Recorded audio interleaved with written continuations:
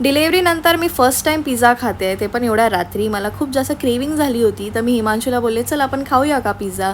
कारण की त्यांनी पण वृंदा झाल्यानंतर पिझ्झा वगैरे काही खाल्लं नव्हतं आणि आम्ही मिनी पार्टी केलीच नव्हती.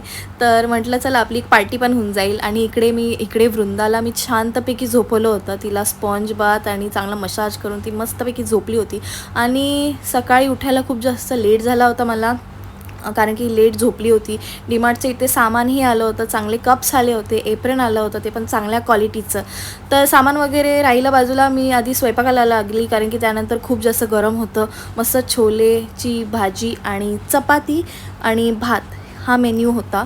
तर भाजी एकदम टेस्टी झाली होती. आणि काय माहिती पाऊस का नाही पडत आहे मला हेच कळत नाही. बाकी ठिकाणी पाऊस होतो आहे, आमच्या इथे तर पाऊस होतच नाही. तुमच्याकडे होतं आहे का पाऊस?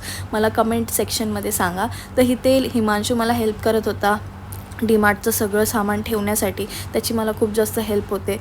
आणि जेवणाच्या आधी मी मेक शुअर करते की माझा ओटा क्लीन असेल तरच मला अन्न जातं.